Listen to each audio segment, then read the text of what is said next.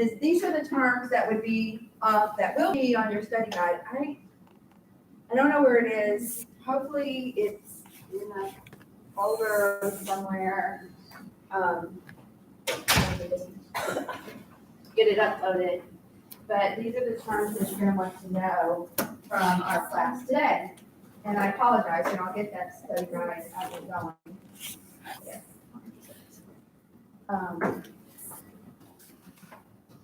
I try to keep them up there. Today, we are going to talk a lot of theory.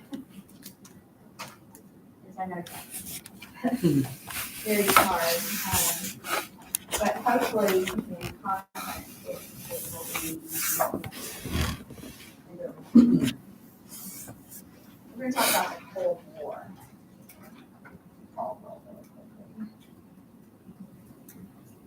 I woke up this morning and felt like I hadn't even gone to sleep.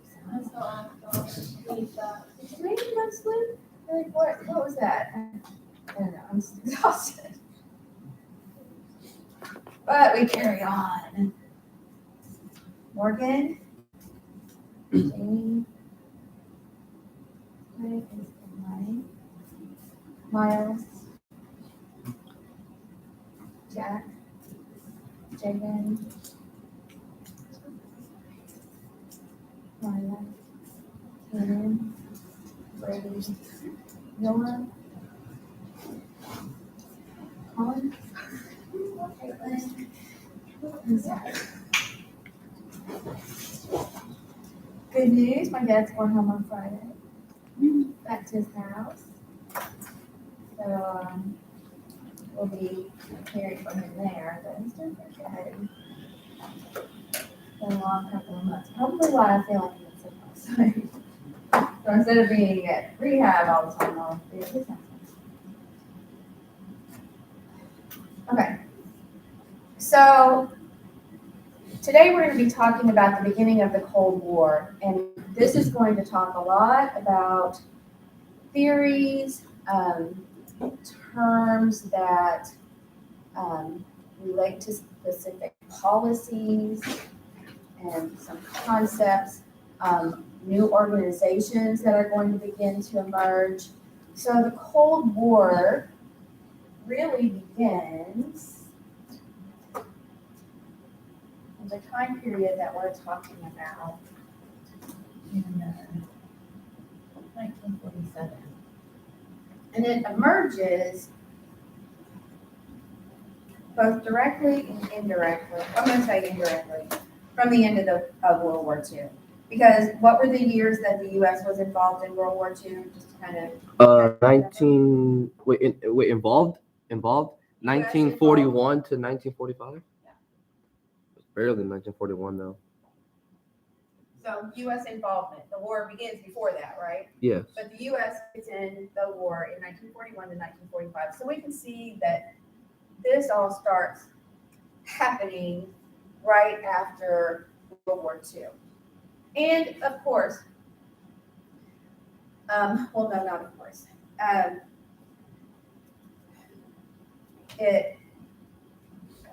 look at the verb that I want to use.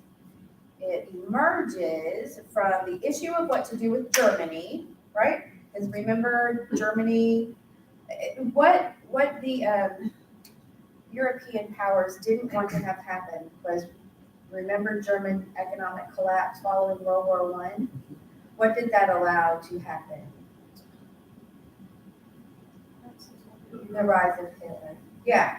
So we have, and he wasn't called a traditional strongman, but we have this term of strongman dictators that rise up, and they're like, oh, I'm going to take control, and it allows him to kind of move in because all Germans were walking around like the losers, right? He's like, no, you're not the losers, you're the winners, and so he begins to build Germany back up. So a couple of things that I don't have on here that you're going to need to know. Immediately following the war, this question of what to do with Germany arises. So what was Germany's economy like following World War II? Just hazard a guess. was just destroyed. destroyed. So the economy is really, really bad, right? And Germany, just its infrastructure and its cities are also, Destroyed. right? We've had bombs just like across Germany. Some entire cities were gone. So how are they going to rebuild? What do we do? Not just, I mean, there's a humanitarian element to this too, right? Because there's millions of people who are homeless. A lot of them had moved into Poland, into Eastern Europe, but those are going to come under the influence of the Soviet Union. And the Soviet Union has had what revolution that has occurred there? The Bolshevik Revolution? The Bolshevik Revolution, also known as starts with the C. The Bolsheviks are what? Communists, right? So communist revolution. So the Soviet Union is communist. They hate Nazis. Nazis hate communists, right? So a lot of Germans had moved into Poland and had moved into a lot of the Slavic nations, and Soviet Union is going to start being an influence in those areas, and they kick a lot of the Germans out because they don't like them, right? So when we have millions of homeless people, we have cities that are completely razed, we know this term, razed, right? What does to raise means to do what? To lift To up. lift up. To raise means to completely destroy to the ground, right? So German cities, Germany pretty much just razed, destroyed, nothing left. Y'all been by St. Joe, old St. Joe Hospital? Downtown? Oh yeah, yeah. Yeah, gone, right? Well, it's just a big old pile of rubble. So, and by the time they get all that gone, we will have said the St. Joe Hospital raised to the ground. So Germany is in a lot of pain, economic pain. I'm gonna put a map up here. We'll look at a couple of maps. And we don't have it on.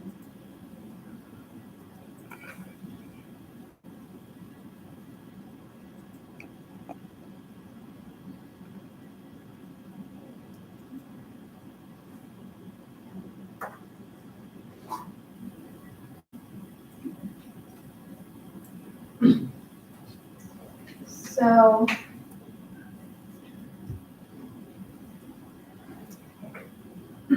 yes, this is gonna help me. So what emerges out of the war is immediately following the war, there was a conference. Probably ought to have this on your terms, but I'm not going to. And there was a conference in Yalta, and it was attended by what were known as the Big Three.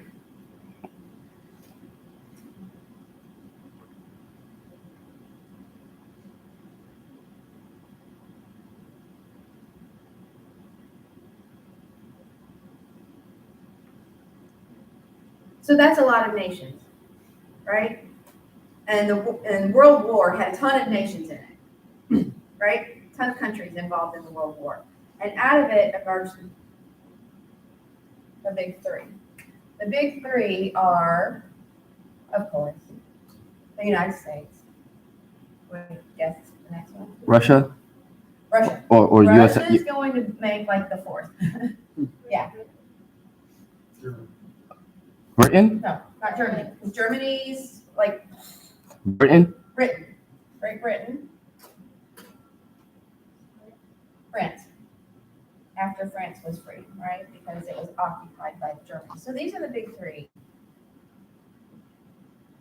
And Russia's going to make up this fourth because, and Russia had been an ally, was an ally of the United States, right? So when we come out of the war friends with Russia or the Soviet Union.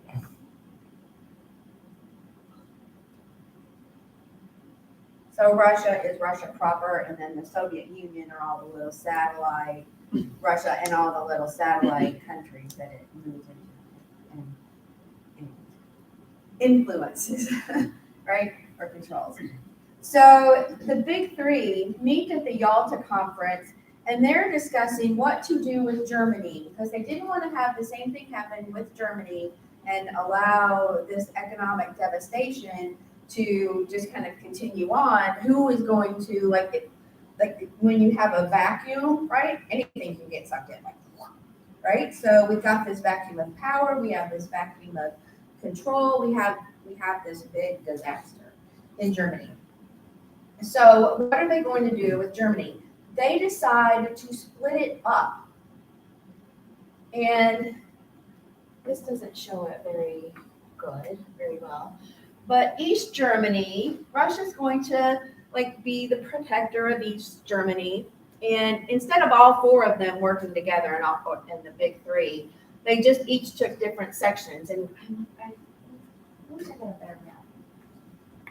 Do I have a better map?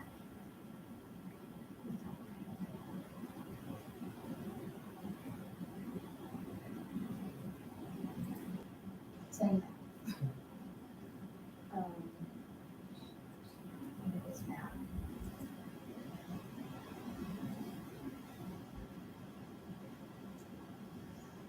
No, but.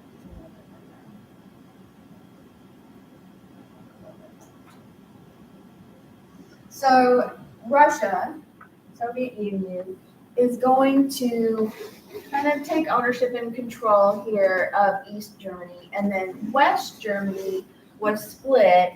They split it into quadrants. Quad means four, right? So, and then France and Britain and the U.S. each took sections. They kind of control and help and lead and raise Germany back up, not raise Germany down.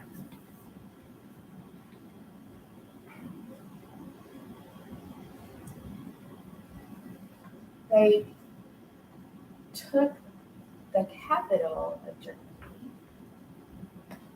which is Berlin, right? Sitting in the middle of what?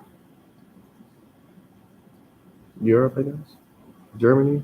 Sitting in the middle of East Germany. East Germany, right? And then they divided that into four quadrants as well. Okay, so Russia, France, Great Britain, the United States controlling different sections. And so Russia is controlling East Berlin, and then West Berlin, France, Great Britain. Okay.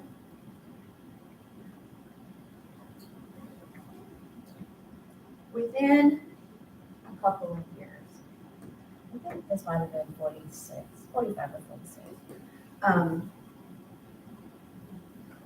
Russia's getting frustrated with the way the Westerners are dealing with it, and here, so we have France and Great Britain, and we have more of a Western culture, right?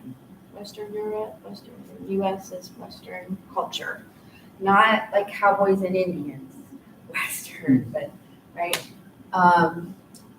capitalism for the most part, culture, and so there was disagreement over how to deal with East Germany and West Germany.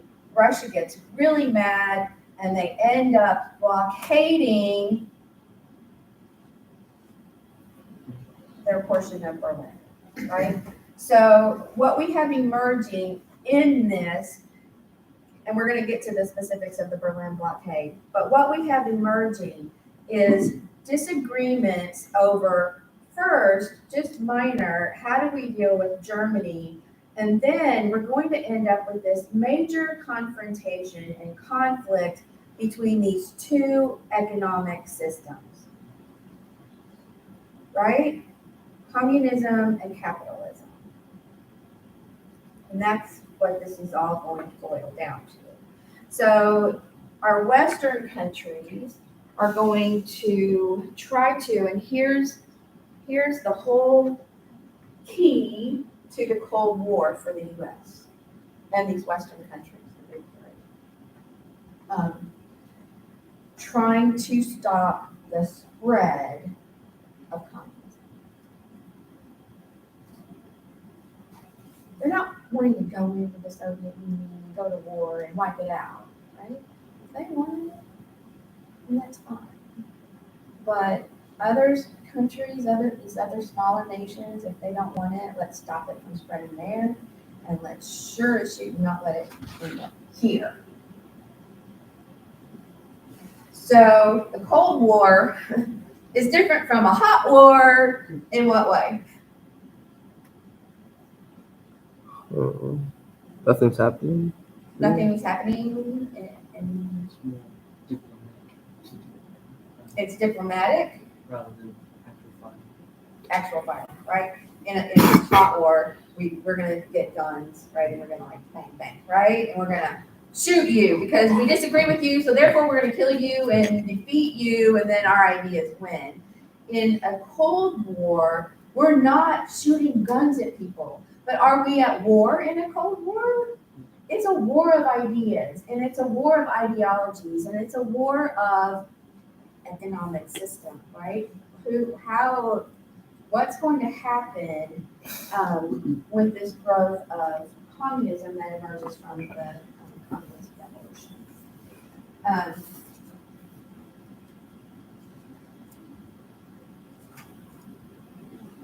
Okay.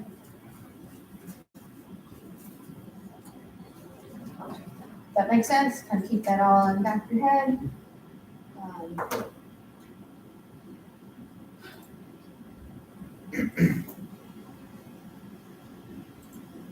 Theory, ideas. Since it's a war of ideas.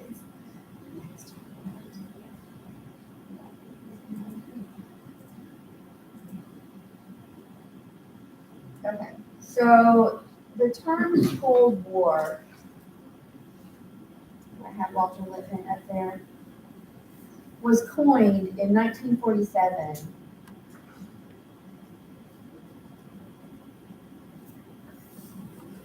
by a newspaper editor.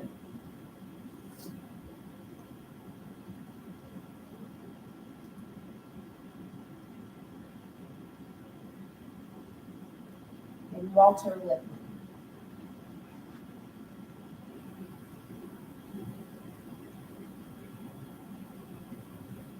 Walter Lippmann. He was a very famous New York newspaper editor, and other people had kind of used it, but he really takes this term, the Cold War, and instead of saying, we have this war of ideology for economic, military, political establishment control around the world, how many words was that? Too much. Too many, right? And then he just called it the Cold War, and everybody goes, oh yeah, right? So this is a 40-year, give or take a few years, war basically between the United States and the Soviet Union, the USSR.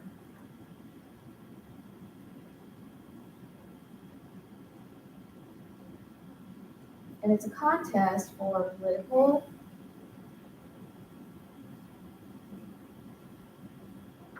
economic,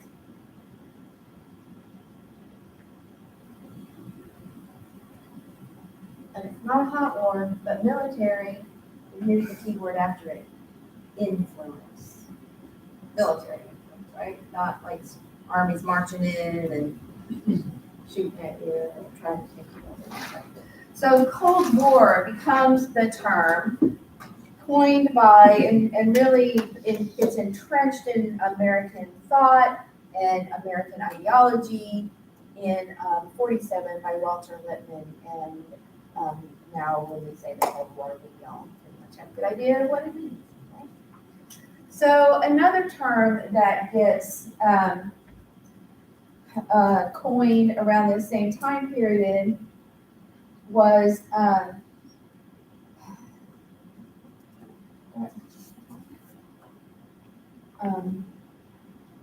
Winston Churchill.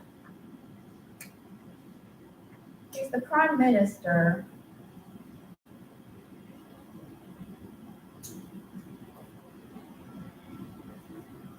of Great Britain.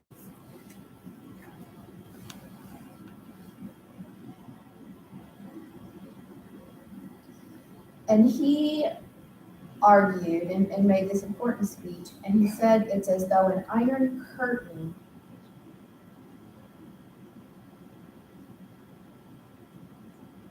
has just dropped across the middle of Europe.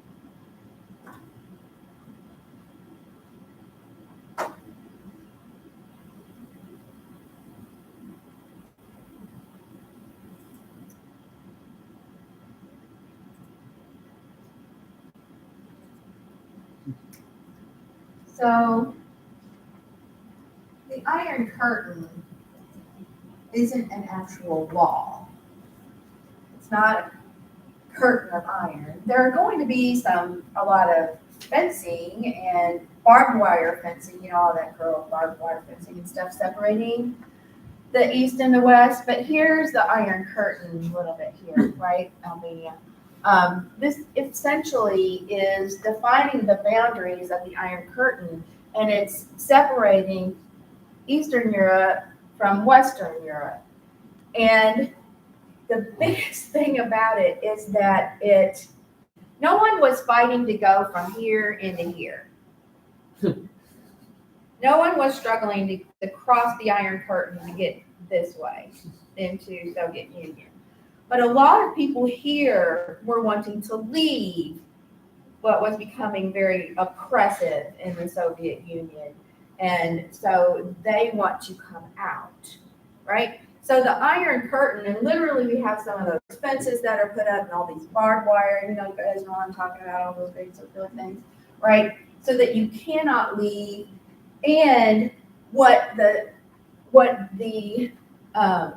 Soviet Union does not want is Western ideas coming in. Western culture is blocked. So no people can leave. No ideas coming in. No people coming in, although nobody wanted to really get in. No, people were not scrambling.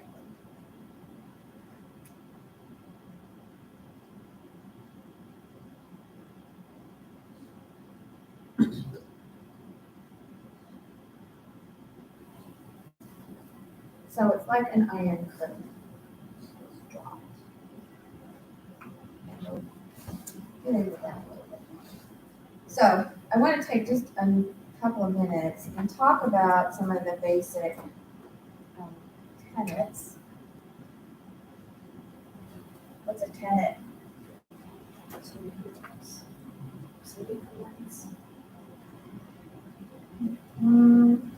The writing part is sort of correct. The tenets of a philosophy would be the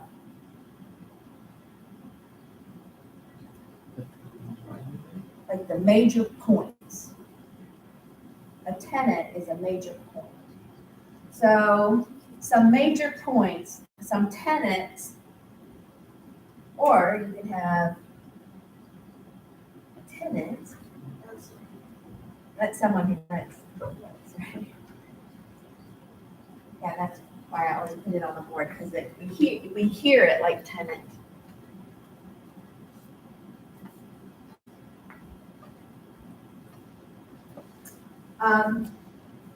So some major points of communism. Anybody want to take a go?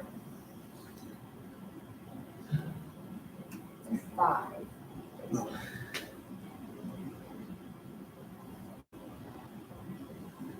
Isn't there? Wait, we're talking about communism now. You want to name like 5 points of communism? Yeah, what are just some of the basic philosophies, the basic points of average it out? Ah, shit. I was gonna say. I was gonna say like money wise, like ain't that like the economy, or if no one's poor but no one's like extremely rich or something like that? Classless society. Yeah, I was gonna say that. There's no rich, there's no poor.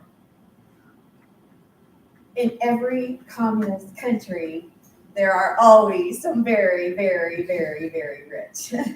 And everybody else is poor. So, sorry.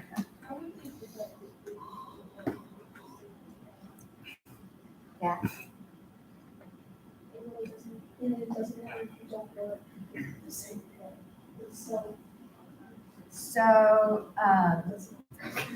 there is no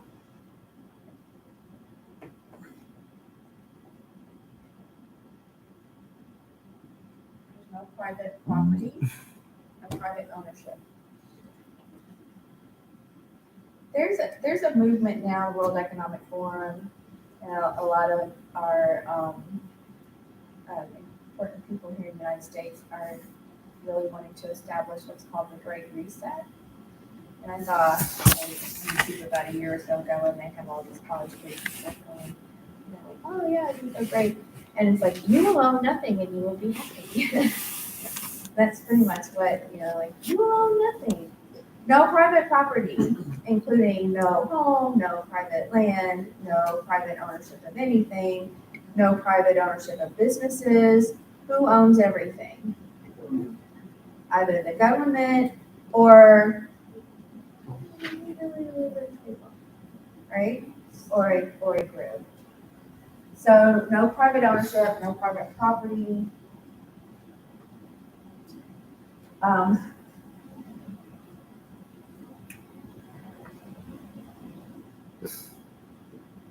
It kind of goes along with this one, and I want to phrase it carefully.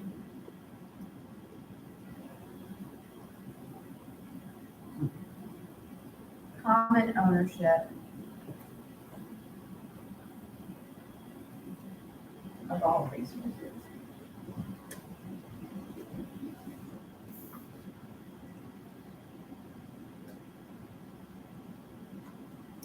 So,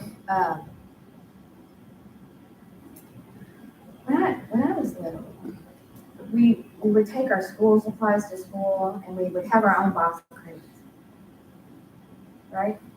And some kids would take care of their box of crayons, and some kids would do what? Eat them. Yeah.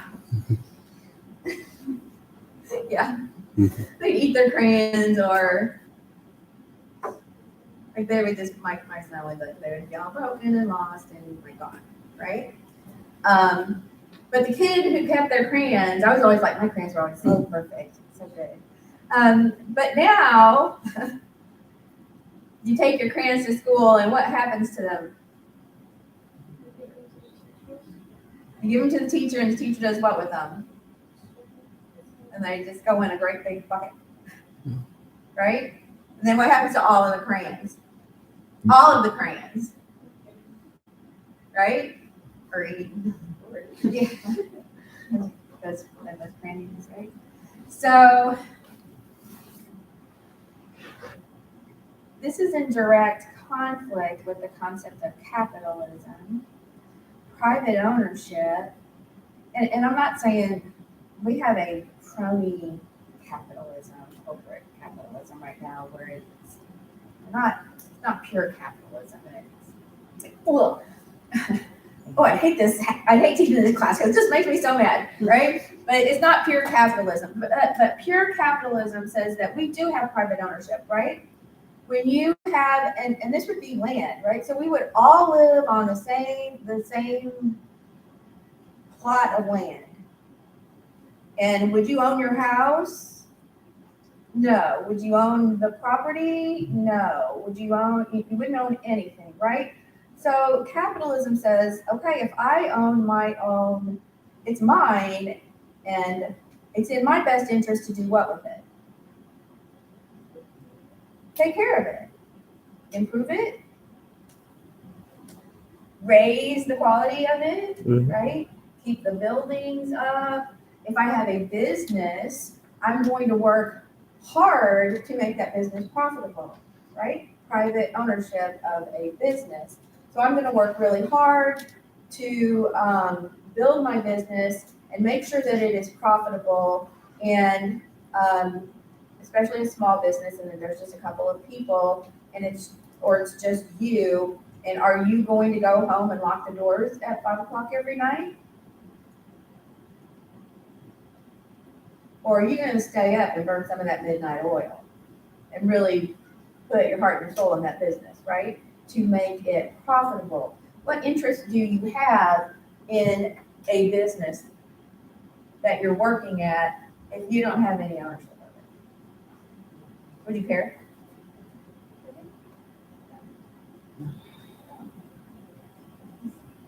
You know, it's got a certain,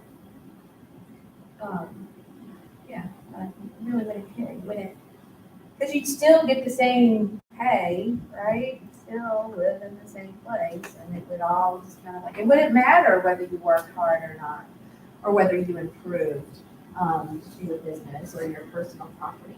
So a classless society, no private ownership, no common ownership of all resources.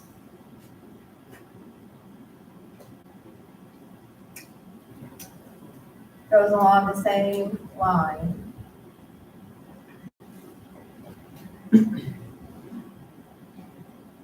Distribution of goods to everyone in and the word from it, if you think about like a utopia or a commune where everybody lives together, right? Communism.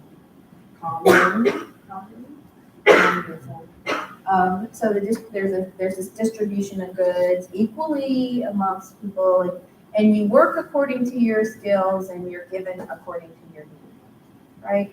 So whatever you are good at, you do that, and whatever you need, you'll have that.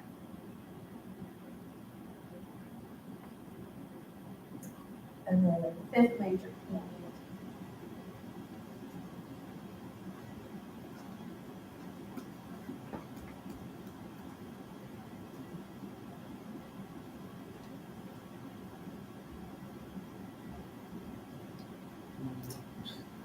is democracy.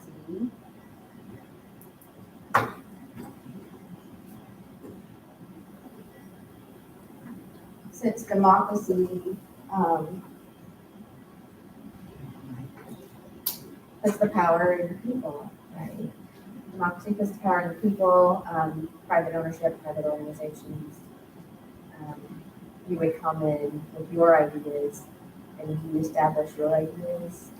In democracy you do, right? Your ideas are important. Are they important in this? Not. So ideology, ideas, philosophies, basic economic, although it has a political element, strong political element of it here, right? So capitalism, democracy versus communism, and that iron curtain, you can see why, and we've grown up in more capitalism. Even the bad capitalism that we have, I think most of us would probably prefer. I know I prefer that too. Many Americans, some Americans don't. I don't know. Well, makes sense? Iron curtain? Okay.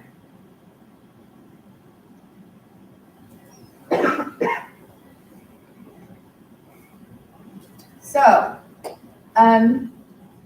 immediately following this split up of Germany, or shortly after that, we have a couple of the next two, the Truman Doctrine and the Marshall Plan, the next three, are political policies that are put into place with this idea in mind, right?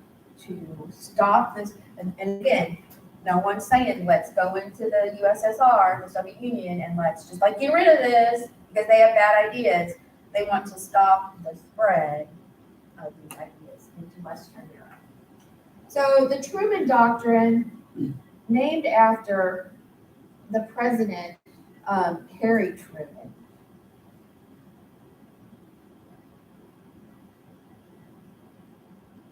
deals with the regions of Greece and Turkey. So I just want to pull this up here so you can see our map again. You know, I keep popping the outline up and then pulling this back up.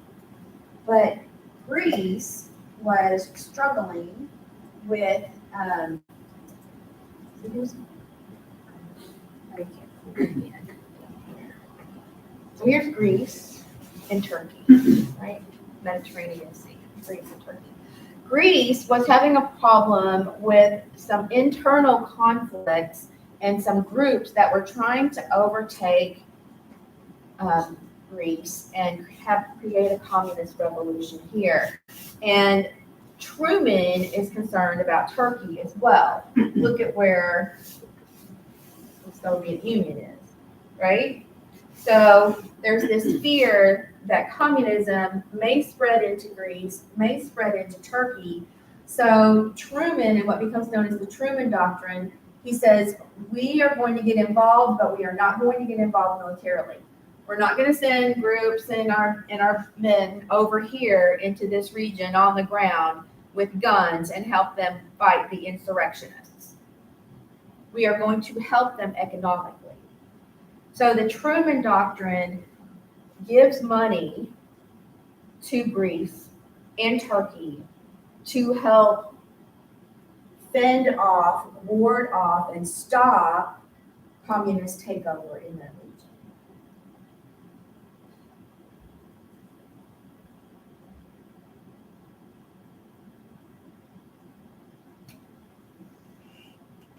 And we can see that in this map, they're brown. They're going to become part of that NATO.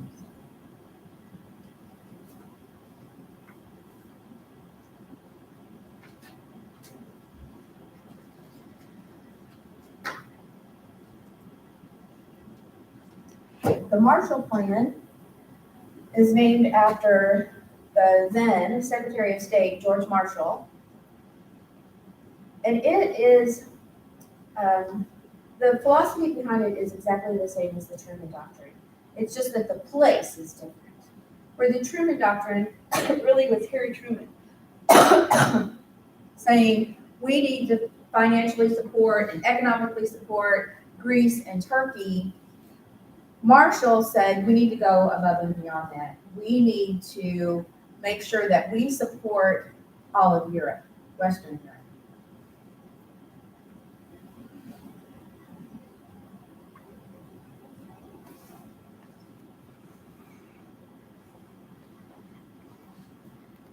Because just maybe not as much as Germany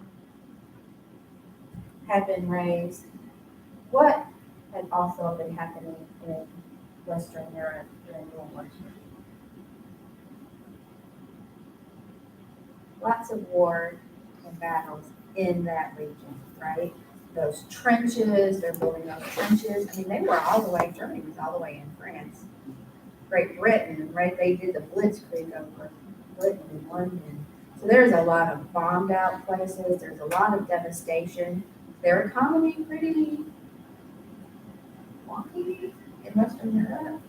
So the Marshall Plan says, and we are going to help Europe as well, Western Europe. So some of those nations in Europe, the European Recovery Plan, another phrase for the Marshall Plan. We're going to get Europe in a really good economic situation. So they're not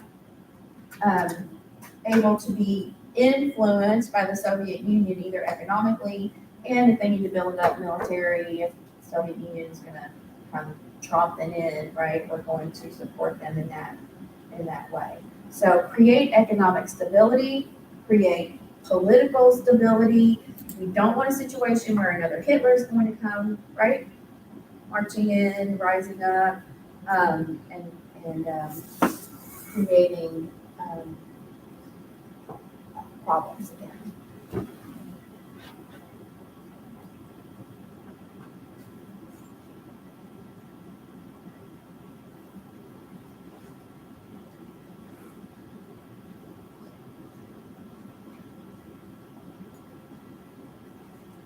And the last term that I want us to know is containment.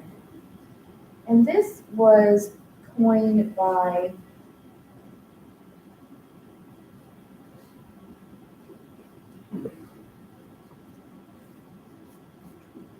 a U.S. diplomat to in Moscow. His name was George Kennan.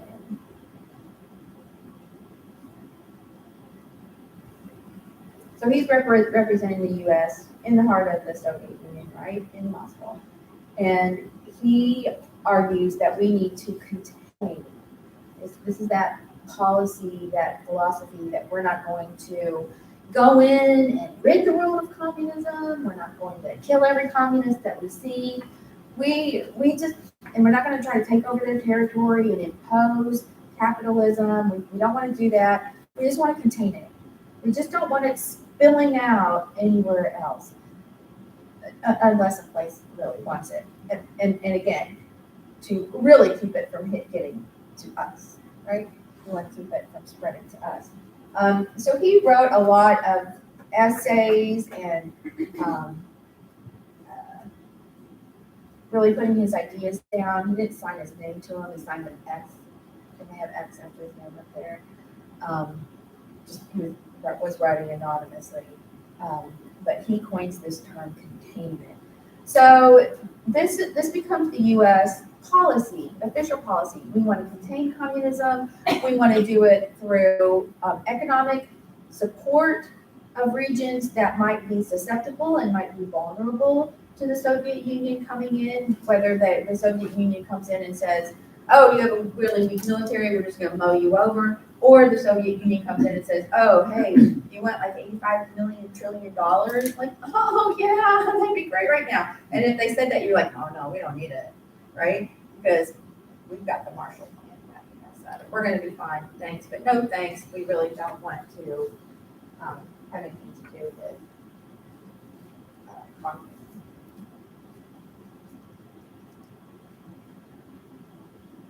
So as this tension is building, and it builds pretty quickly between the Soviet Union and the Western United States. By the time we get to 1940, not the Western United States, the Western world, 1948, the Soviet Union is feeling very much on the defensive.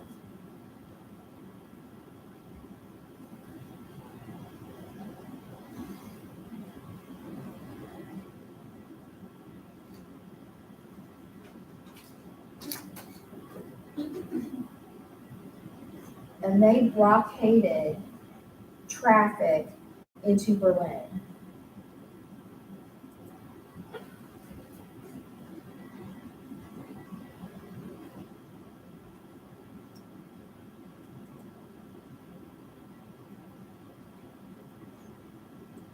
Right, here's Berlin, sitting here.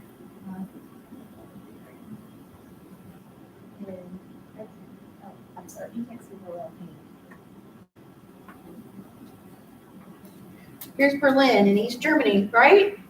Right? We've got all this, the Soviet Union's controlling all of this.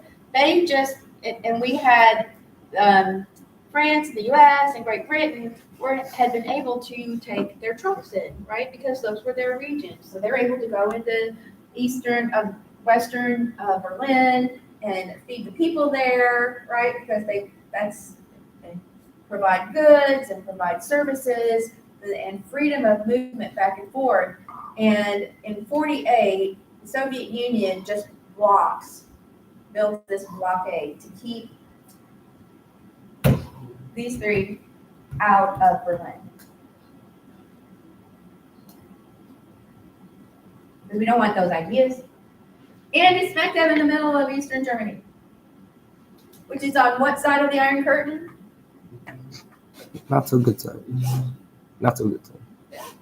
The communist side, right? So why would we let them in? So in 48, they blockaded. And immediately following, the U.S. specifically, but the big three as well, the U.S. begins this airlift. They can't get their trucks through because the roads are blocked, but I can't remember how many, I got it, and I'm always shocked whenever I read it. It was like 100,000 like planes, right, or something like. Planes landed every 2 minutes, Yeah. and it went on for 11 months. And they just keep, and finally the Soviet Union's like, okay, well, money, right? But bringing those constant supplies in, just constantly funding and bringing resources and taking care of the people in Western Berlin. Oh, it was in 1948 and 49, right? 48, 49.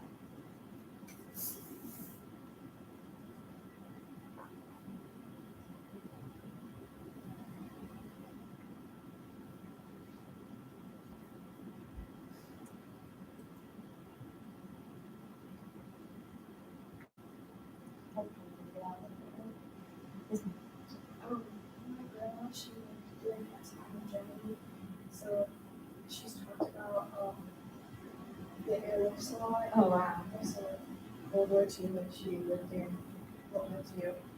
So she said like that was one of the memories that she remembered. Wow. I would think that would really stick out. Yeah. Wow, that's amazing. She was only like a little kid, so she said at first it was kind of scary because they would get bombed a lot. So, like the sirens would go off when Yeah. like planes were coming, and you know a lot of the people in their town would get scared because they would think that like they were gonna get bombed again. But it would like bring back memories of bombings, but then the common made me like really happy. Yeah. The planes are really, Yeah. like apparently every 2 minutes. Every 2 minutes. That's crazy. Isn't it crazy? And the blockade was for 11 months, and that airlift just continued. That's really fascinating. One year, students had to interview there. They had to find a faculty and interview them, and the student. I was much younger than I am now, and they're. I guess I have always seemed really, really old to students, and they're like. I have a German name. Were you there during the airlift? Like, Bro, what? No, that was a long time ago. I wasn't born yet. Quick question. Yeah. I'm getting I'm not a little messed up a little bit. I can't tell the difference between the the Berlin Wall and the Iron Curtain. I thought it was the same thing for a second. Well, really, it is. It's the Berlin Wall is a little mini Iron Curtain within Berlin. Okay, that's what I thought. Okay. Yeah. It just here. Pick them out. It'd be nice if I could just like all people know it. I suppose I could. We do a split screen. Because in high school, when they taught us about this, I thought they were talking about this was a big old wall that cut through all the way through Europe, right? So it's just a big deal when it took. But in Berlin, it actually does become a wall, right? And then Ronald Reagan, y'all know. Yeah, he did that famous speech. Yep. So here is Berlin, and then there's a little. So here's the main Iron Curtain, Mhm. and some places with literally just dirt, right? And you just walk across, depending on how populated it was. And then we've got, then there's a little mini Iron Curtain there, Okay. and that was a literal wall, Yeah. the Berlin Wall. And again, people were not crawling from Western Berlin to get into Eastern Berlin. They were trying to come out, and if you did try to get out, you would be shot, right? Yep. And they didn't want those ideas coming in, and families literally, especially in Berlin, split. Yeah. Right? You've got family in Western Berlin, and you've got family, and you're just blocking it off. It just like cuts everything. Brutal.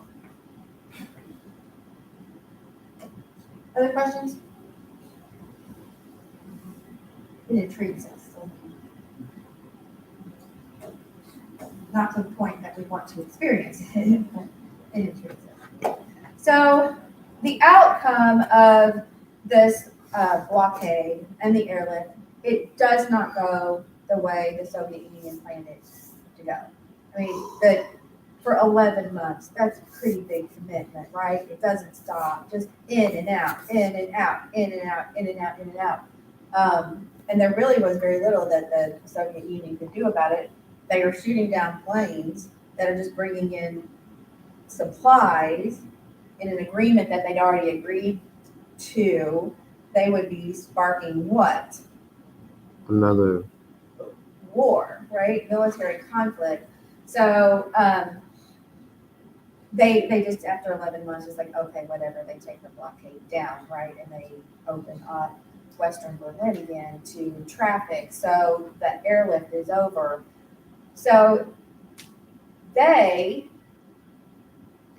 plan with the blockade failed.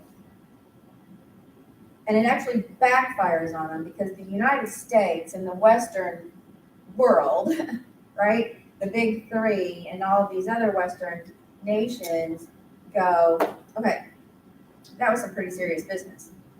We need to address this issue. So emerging as a response to that is the United States really looking at its intelligence capabilities and its military capabilities. And following the blockade and the airlift, the United States reinstates the military draft.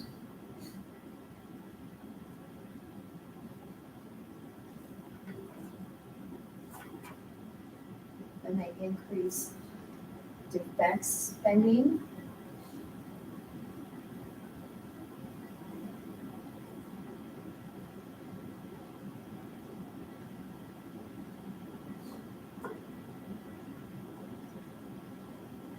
And they increased security measures.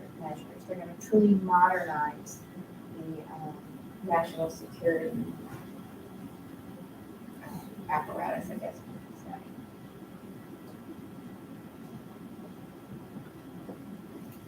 Maybe not really. I was going, oh, we're going to get out of here early. Maybe not too early. So in 1947,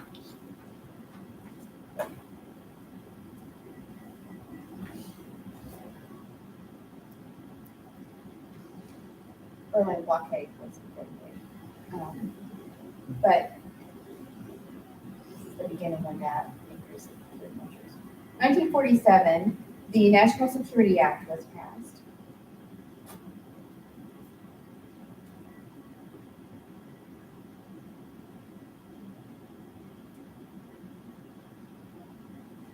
And it creates two things, two organizations. It creates the Central Intelligence Agency,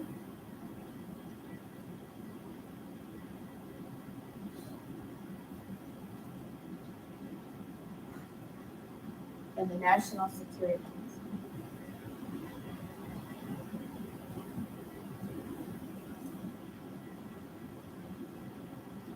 So what does the CIA do? It has two major roles. Gathers intelligence, right? Spies. I was gonna say stock. That's it. Mhm. So they gather intelligence. So they're gonna have some spies, right? And covert operations. So they're gonna go incognito in a situation, right? They're gonna have the little cigarette lighters that are actually little cameras and all, right? You know, all the little gadgets. Oh, you watch some Inspector Gadget. Did you? No? Yeah, Inspector Gadget. Just one person. Probably before your time, but I don't know if it's on like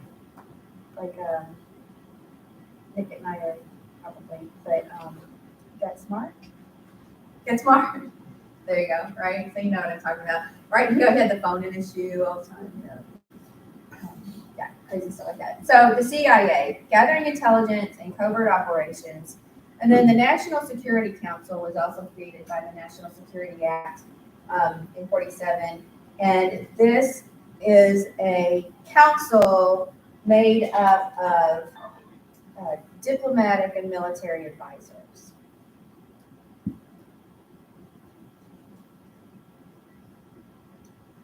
So they would sit down and like, okay, what's going on over here? What do you have to do here, right? What's our plan to deal with the problem here or the problem there? So let's send out our spies and our operators and take care of this problem. So the Security Act passes the CIA, creates the CIA and the NSC. And, oh, I should have put this before the Berlin blockade. And then in 49, and this is pretty much in reaction to the Berlin blockade. Probably why I have it here because they're all together. 1949, 10 European nations, along with the United States and Canada,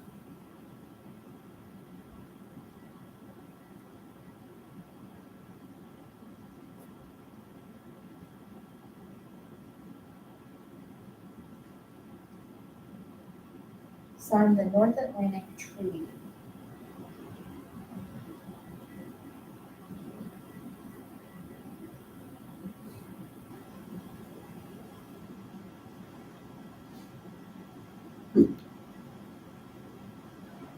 And the members of this create the North Atlantic Treaty Organization, right? And we call it what? NATO.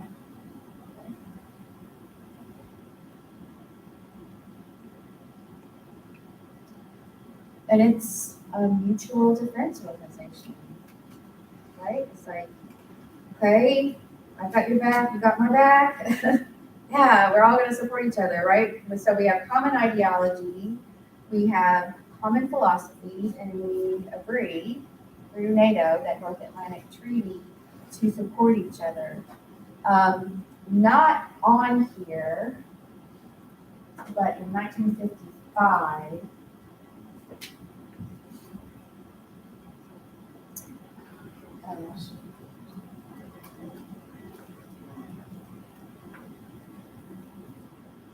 the Warsaw Pact was created, and it's the counterpart to NATO, and it's essentially, and on this map that's on the PowerPoint in your canvas, it's called Communist Bloc countries, but the Warsaw Pact, Warsaw, Poland is where they signed it.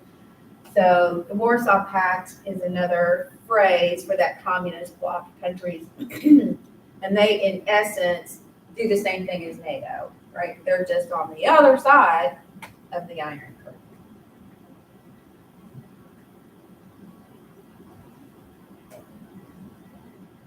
Dominated by the Russians. Look how little Poland and Romania and Bulgaria and Czech, right? And then here's like that.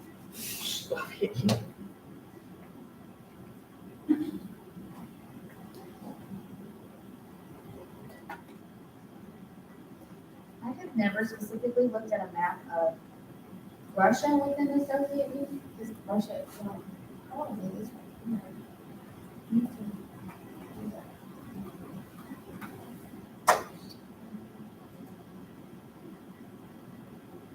So the North Atlantic Treaty Organization in 49, the Warsaw Pact, it becomes formalized in 55.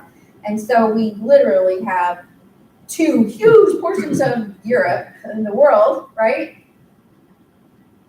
Allied against each other, aligned against each other, and a Cold War that's going to last for 40 years. It's kind of dangerous. In the midst of all of this, we have a nuclear arms race that's going on. Ending World War II, and we didn't talk about it in class, but we had those 2 atomic bombs that the U.S. dropped on Nagasaki and Hiroshima. And those were the first atomic bombs, right? And so this technology, everybody's like, oh! And so if you want, what what happens if everybody else has a nuclear bomb, an atomic bomb? This is when they start creating the H bomb, the hydrogen bomb, and building bigger and more powerful bombs, right? Are you building it in defensive measures or offensive measures? Offensive. Yeah, some people were, right? And if someone else said, oh, like, no, we're just building it in defensive measures, and you go, oh, okay, that's okay, then we won't build one. Is that a smart move? No. So how many do they have? They have one, we need two. And then they go, oh, they have two, we need 4. four, right? And so we have this arms race that begins to build, and we have these two blocks, BLOCs, right? Two regions, two halves of the world who hate each other, and we're rising, right? So that we can raise the other person if we don't like what they do. Scary times. I am old enough to remember being in school. You know how today in school kids learn how to hide from shooters coming in, right? Mhm. They get in closets and they lock the door. And I just think that's terrifying for children. But we would have drills where we would have the sirens go off and we would hide under our desk to protect us from a bomb.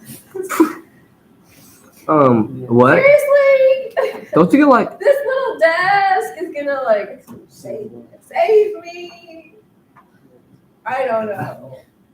But it was scary. Don't you have like? Don't you give you like a 10-minute warning or something like that? Don't they? I don't know. I don't know that I'd give anybody a 10-minute warning.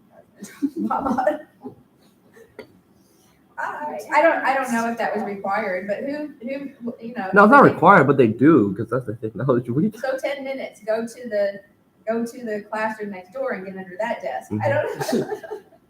Nah, now I went to like the basement or something like that. I don't know.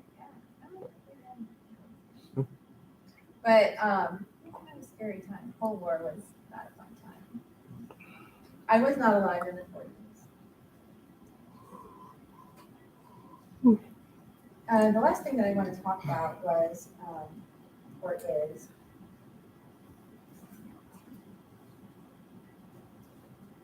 the National Security paper, National Security Council paper. So this is a document that is written by the National Security Council, right? It is the NSC 68.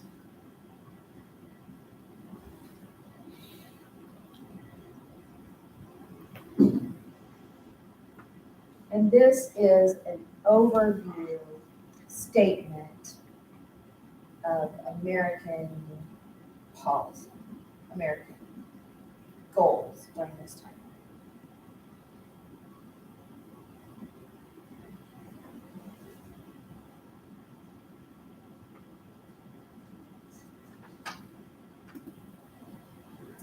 So it gets pretty specific. The paper says that basically the world has now been divided between two major sources. One is a source of slavery. Which side is that? And one is the side of freedom. Right? The NATO countries.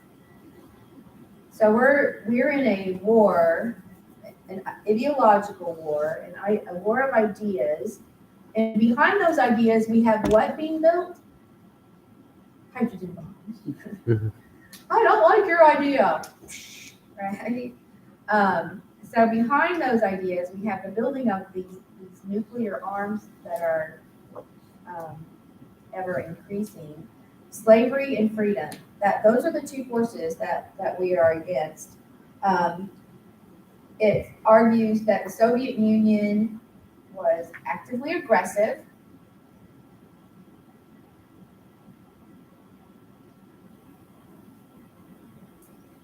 Warning bells, right? So here's where NSC 68 Think about what they're trying to achieve by this, right? Here's the US goal. So we're looking at this war of ideas, and although we, the force of freedom, do not want to march into or on the other side of their iron curtain and destroy their ideas, do we? No, that's not our goal. So we have freedom over here, we have slavery over there. However, over there, they are actively aggressive, which means they might want to do what? March on our side of that iron curtain, right? They are wanting to push their ideas. We're not. We don't want to push our ideas. We don't want to infiltrate and move into their territory or take over it. But they do. They want to come and they would take us over in a heartbeat if they could, right? So they are actively aggressive. They are motivated by greed for territory or greed of territory. They want to expand.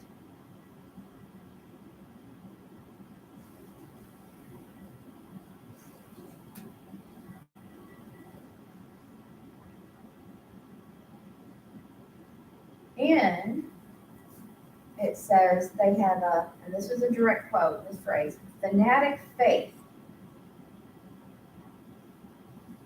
in communism.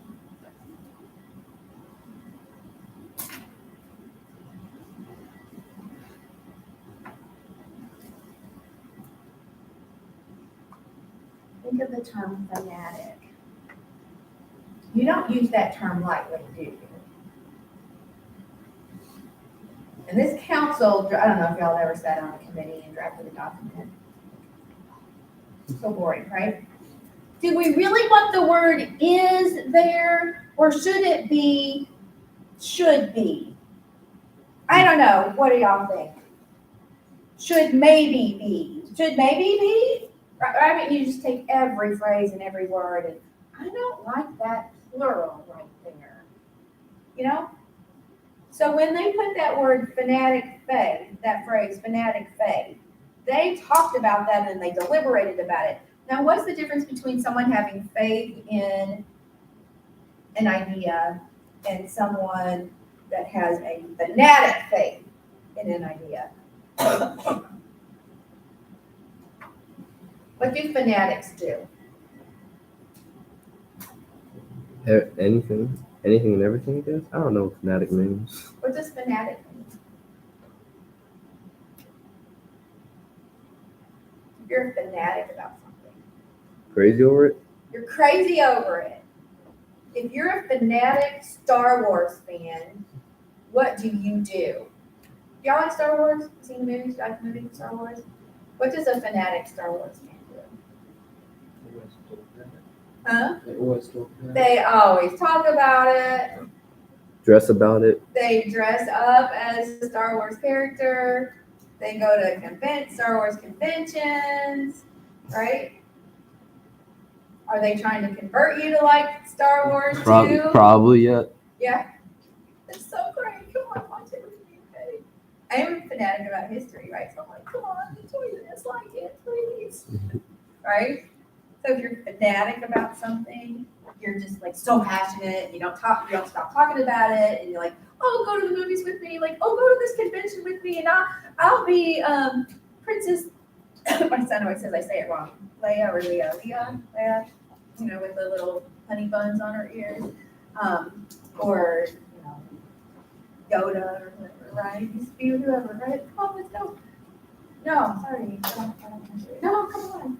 And they pressure you. So a fanatic faith in communism.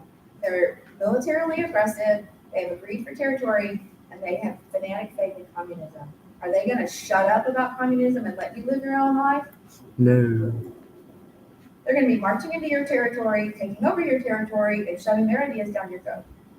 You will be communist and you will like it. My parents always said, you're going to do it and you're going to like it. Right? Yours ever do that to you? Like, yes, I don't want to go to that party. You're going to go to the party and you're going to enjoy it. For real. Right? How stupid. I do it because I always thought it was stupid as a kid. Now as a parent, I do it. It's just, you become a parent and you just become stupid, I guess. But, yeah. You're gonna be communist and you're gonna like it because it's good. So fanatic faith, and then it goes on to say that the United States should use whatever means necessary to stop it from spreading. Not stop it, we're not gonna go in and stop it.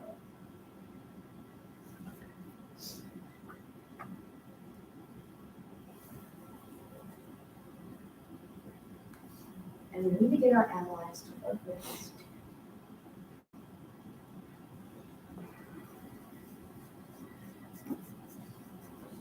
So the U.S. starts, it reinstitutes its draft, right? It's increasing its military spending, and they're going to their NATO friends and they're going, what do you need to do?